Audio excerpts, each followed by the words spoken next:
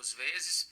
Eu também tenho que prestar atenção que é uma fratura de planalto tibial e eu tenho que evitar a descarga de peso inicial. Então essa descarga de peso tem que ser de 6 a 8 semanas, não de 4 a 6 semanas. E é uma descarga parcial e nós vamos chegar nesse processo.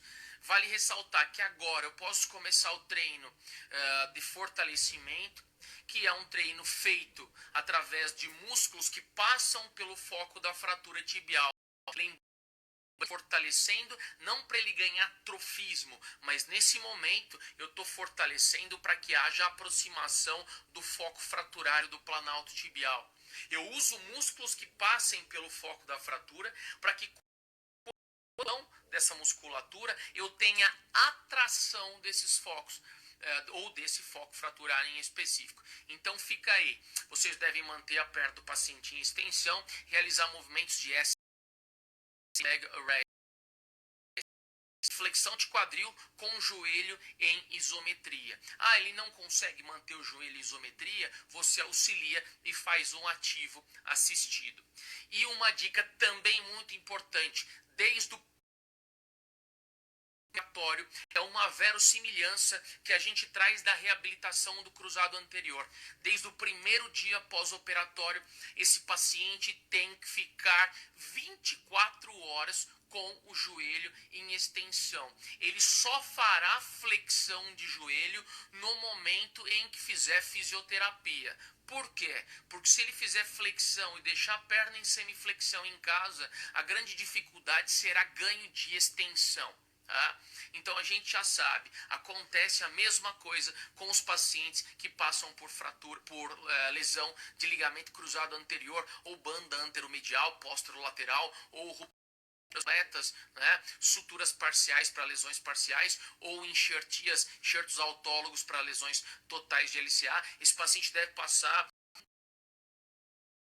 a terapia com o joelho em extensão ou ganhá-lo, porque com a cirurgia de LCA ele já vem semifletido. O paciente com fratura de planalto tibial, você tem que deixá-lo em extensão. Não sou eu que digo, revisões sistemáticas. Assim como eu fiz na primeira live, o que eu vou fazer? Nós terminaremos a live de hoje e eu vou colocar o print da primeira tela dessa que nós estamos seguindo para reabilitação de fratura de tíbia. Revisões sistemáticas que datam de 2010, 2016, tá? Tem pouca literatura sobre fratura de planalto tibial. Combinado, pessoal? Então, terminando a live, eu já vou deixar os prints aí no stories do Grupo Fibroless para que vocês possam saber quais foram as minhas fontes, de sistemática de meta-análise para reabilitação. Não quais foram, mas quais são as minhas fontes desde 2010 para cá, como eu trato aí a fratura de planalto tibial. Então, inicialmente, o protocolo é esse. Agora, de 1 a 6 semanas, você já começa da segunda a sexta. Essa foi da primeira à segunda semana. Da segunda à sexta semana, comover. Então o paciente começa a fazer uso da muleta, as crutches que vêm bilateralmente. Perceba que tipo de muleta eu prescrevo para o paciente. Ele vem com uma muleta axilar, sabe que não. Essa muleta axilar, ela gera pressão aí no plexo braquial, fazendo com que o paciente tenha, por exemplo, uma axoniotimese, neurotimese, uma neuropraxia. Isso é grave. O paciente ele vem com uma muleta canadense, o que seria ideal. Temos uma pergunta, Rafael Paranhos, grande garoto, deu aula comigo na graduação, está na Austrália, então nós temos aí uma presença da Austrália, é uma grande honra tê-lo aqui com a gente. Geralmente nesse tipo de fratura é livre, vale a mobilização dessa articulação? Sim, corretíssimo. Assim como nós usamos o SLR, o Straight Leg Raise, nós também vamos orientar o paciente para que o mesmo possa mobilizar o tornozelo. Por quê? Para que nós não percamos tempo com mobilização de tornozelo no consultório. Então vai uma prescrição muito bem orientada para que esse paciente possa usar os movimentos do tornozelo para não formação de elos cruzados, para que não tenha aí adesão ou até mesmo uma capsulite do tornozelo, mas está coberto de razão. Seria aí mas lá para o final, mas você está coberto de razão. Então não devemos esquecer, assim ajuda na drenagem, ajuda no condicionamento da musculatura e aproximação do foco fraturário. A mobilidade de tornozelo é importante para exercícios futuros. Então, o professor Rafael tem toda a razão. Então, nós temos que trabalhar tornozelo para ganho de mobilidade. Sabe por quê? Porque a maior dificuldade que esse paciente terá será o agachamento, a cadeia cinética fechada. Esse paciente terá muita dificuldade de mobilidade de joelho, de flexão e extensão de joelho por sustentação em cadeia cinética fechada. E a gente sabe, né, que o tornozelo muito a flexão de joelho, que o tornozelo limita muito a flexão de quadril. Então, claro que presumivelmente a mobilidade. Então, voltando, vou trabalhar as muletas, as crutches com esse paciente. E sem dúvida, eu vou começar com duas. Esse paciente, ele está acamado há uma semana, há 2 semanas. Ele já fez straight leg rise, ele já fez protocolo de gelo, protocolo de laser. Ele precisa agora ganhar força para deslocamento, para locomoção. Mas, professor, é o foco da fratura. Então, sempre quando a gente analisa logicamente uma fratura, de um ponto de vista biológico, ele vai se recuperar de 6 a 8 semanas, porque o planalto é horizontalizado. E, claro, radiograficamente, o que nós precisamos é identificar ou uma ossificação primária, que é aquela onde eu tenho uma área branca que acabou ossificando no foco da fratura, ou eu tenho uma ossificação secundária, que é a formação de um calo periostal ou de outra, eu as chamo de dobradiça. Então eu preciso identificar pelo menos uma dobradiça para que eu possa começar o trabalho via muleta. Interessante o trabalho via muleta com descarga de peso. Mas antes da descarga de peso, devo trabalhar o deslocamento desse paciente com muleta. Ele nunca andou de muleta, ele não sabe o que faz, ele não sabe como trocar o passo e a passada com a muleta. Então a dica que fica, não é claro, ele deve ter o mínimo possível do pé, da perna fraturada, isso a gente sabe, e ele deve usar um pouco mais dos braços do que a da perna não fraturada, para que não venha a cansar. Outra situação importante, nós estamos chegando a duas sexta semana, quinta, sexta semana. Se eu identificar a formação de um calo periostal, de uma dobradiça, e verificar que o paciente não tem a movimentação com o joelho em extensão, eu já posso começar a descarga de peso desse paciente. E sempre como eu oriento nas aulas de pós-graduação e graduação, comprem uma balancinha de banheiro, esse paciente vai descarregar peso nessa balancinha. Quantos por cento de peso ele vai descarregar? Então é a mesma coisa que prescrever atividade física, treino de força para um paciente. Você não pode, se você não fizer o cálculo de RM, de uma RM, que é a repetição máxima. Então a mesma coisa para fratura de tíbia. Eu vou calcular, de acordo com as evidências e as meta-análises, 25%. Então do peso corporal poderá ser descarregado. Isso significa que se um paciente tem 70 quilos, você calcula 25 de 70 quilos e ele fará a descarga de peso paulatina na balancinha de banheiro. Então, se ele vai fazer ou não, e nota os 25% em quilogramas ali de descarga de peso. E conforme ele for andando com a muleta, ele já mentalizou o quanto é 25% do peso corporal. Bom, tem uma questão do Renato, paciente com fratura de diástase de tíbia exposta e fica trauma, ocorreu fratura cometida de fíbula terço distal. Essa não foi fixada. Qual o tempo para calcificação? Da tíbia de 4 a 6 semanas. E da fíbula mais rápido ainda. Né? A fíbula tem uma reação periostal muito rápida. Inclusive, os pacientes quando a fíbula começa a ossificar, porque a reatividade periostal da fíbula é tamanha que quando se olha a região da perna, da região lateral de fíbula, forma-se um calo, um calombo muito grande. É uma formação óssea secundária de calo periostal que chega a ser até um pouco grotesca, não é?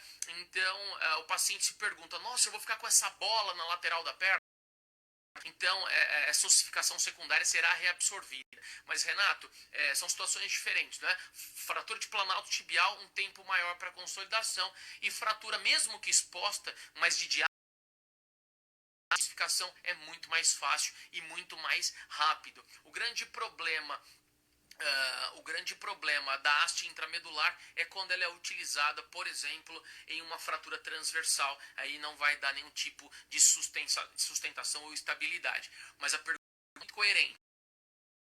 A fratura de diáfise de tíbia e de fíbula tem um processo de ossificação mais acelerado. Então dá para você descarregar peso mais precocemente. Tá? Carga de peso na balancinha de banheiro. Coloca a balancinha de banheiro e aí o paciente, você calcula 25% do peso total do paciente, ele descarrega na balancinha, ele mentaliza esses 25% e aí você passa a ter esse controle aí ponderal de descarga de peso na deambulação. Então, volto a repetir, mais uma vez, quando a descarga já é com o membro acometido, parcialmente apoiado com os 25%, vale o tronco do paciente, ele deve ficar inclinado para o lado oposto ao lado da fratura. Né? E essa muleta ipsilateral da fratura é a muleta que deve ser menos exigida. É do lado contralateral da fratura, ok? Até então tudo bem. Bom, aí a gente tem vários tipos de artifícios para melhorar, inclusive a dinâmica. Se esse paciente passou por essas primeira, segunda e terceira semanas com a perna em extensão, o que é muito mais fácil eu ganhar agora desse paciente? A flexão. Imagina se esse paciente adotado um padrão antiálgico de flexão no início. Você demoraria o dobro e o triplo para ganhar a extensão do joelho. Como você foi e deixou esse falou para o paciente, orientou o paciente para que em casa ele deixasse o joelho em extensão nas 3 primeiras semanas, chegou um momento agora flexão. Então entendem o raciocínio? Eu deixei o meu paciente em extensão para ganhar flexão e não deixei ele em flexão para ganhar extensão. Então olha só o raciocínio clínico. Eu deixo o meu paciente em flexão à medida em que a ossificação for se perfazendo, que a dor for reduzindo, né? Em que eu começo com uma descarga ponderal de peso em extensão e agora começo a trabalhar flexão. Como é que eu trabalho flexão? Primeira coisa, eu mobilizo passivamente o joelho para a flexão. Eu noto que esse paciente tem uma dificuldade por controle patelar, eu faço mobilização de patela. Quem teve aula comigo sabe, patela crânio-caudal e depois látero-lateral. Patela crânio-caudal, depois látero-lateral. E depois no centro da patela, apoiando em cima para que essa patela possa fazer isso aqui, ó, uma báscula e uma abertura lateral, abertura tilt patelar. Mobilizei patela, o que eu devo fazer agora para ganhar uma dinâmica desse paciente? Bicicleta estacionária.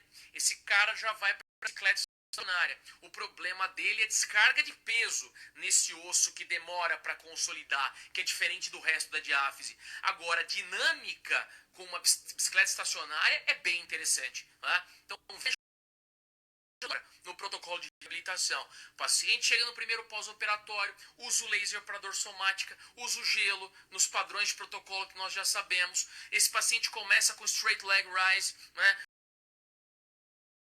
Consequente de linfonodos inguinais. Esse paciente já começa a ter dinâmica isométrica para joelho. Se ele não tiver nesse straight leg rise, você continua ajudando com o ativo assistido. Passa a um segundo protocolo, não é? Que é o protocolo agora de um trabalho mais dinâmico com treino de força para aproximação do foco fraturário. Vai fortalecer muito a área, continua no SLR. Esse paciente, ele pode ter devido a essas 3 semanas em extensão, que é muito melhor para ganhar flexão, ele pode ter uma adesão patelar, faz mobilização patelar e manda para a bicicleta estacionária. Tá? Então, olha que interessante. Primeiro você fez cadeia cinética aberta com o cara. Você fez straight leg rise e você fez bicicleta. Depois que ele tiver a dinâmica boa de bicicleta, ele já está descarregando, veja, lembra da balancinha, já está descarregando 25% do peso total corporal. Vai melhorar esse treino de marcha. O tempo vai passando, já não são mais de 4 a 6 semanas, já é de 6 a 8 semanas. Consolidação muito bem resolvida, diminuição da dor somática, neuropática já não terá, a neuropática primária por edema, porque você drenou muito bem esse edema. Chega o momento agora de você trabalhar uma muleta só. Tira a muleta do lado da fratura, apenas uma muleta canadense do lado contralateral. Tá? E aí você passa não mais a 25%, você passa a 55%, mais uma metade de carga de peso que ele tinha antes. Então você calcula 55% do peso corporal do paciente, então significa que agora ele vai descarregar ainda mais do que ele descarrega. Isso melhora o efeito piezoelétrico. E aí o paciente já tem um sinal de equiparar. Por que você não coloca 50%? Porque ele, se você colocar 50%, ele ainda por medo, por cinesiofobia, ele vai retirar um pouco o pé. Então você coloca 55%, porque 5% por medo ele vai retirar. Então veja a grande dica. Esse paciente, depois dos 25% de descarga de peso, esse paciente já está muito bom para poder descarregar. E aí ele faz uma descarga de 55%. 50% seria porque ambas as pernas recebem isso, ou deveriam, né? Agora se propõe 55% porque por cinesiofobia ele vai tirar um pouco o pé do acelerador. Bom, passando, e esse paciente ele tem que ganhar mais flexão em cadeia cinética fechada. Ele já tem extensão total, ele já tem flexão para pedalar, só que ele não consegue agachar e sustentar o próprio peso corporal. Se ele não consegue agachar para sustentar o próprio peso corporal, esse paciente vai para a piscina. Chegou um momento em que eu vejo a necessidade de na piscina, e essa piscina não é até o tórax, não, essa piscina é uma piscina acima do ilíaco. Esse paciente vai ficar em uma água até a região ilíaca, e aí ele vai descarregando o peso com os flutuadores no membro superior, e com o tempo ele vai retirando os flutuadores do membro superior. Pessoal, eu acho que foi muito conteúdo para essa live, e agora vamos aos questionamentos. Renato, mais uma vez, qual a sua... É interessante, né? Só que ele vai ser usado antes da bicicleta estacionária. Basicamente, ele é uma bicicleta estacionária da qual o paciente não tem gasto de ATPase miosínica, né? O paciente não tem uso de energia para movimentação, mas é válido para que ele tenha uma noção do controle do movimento. Isso é interessante em pacientes mais idosos, para ter a noção dos movimentos de flexo e extensão, tá? Pacientes jovens, eles já conseguem já escorregar o pé sobre uma plataforma, uma superfície mais lisa com um pano e tudo mais, tá? Mas é interessante, sim, esse aparelho. Fala Gi, professor, paciente com fratura geralmente acima de 65 anos tem algumas dificuldades para trabalhar com a crioterapia. Alguma sugestão? Sim, se a crioterapia estiver sendo utilizada para evitar a formação de um edema futuro, por exemplo, é claro que se o paciente também tiver ele tiver uma adesão maior à eletroterapia,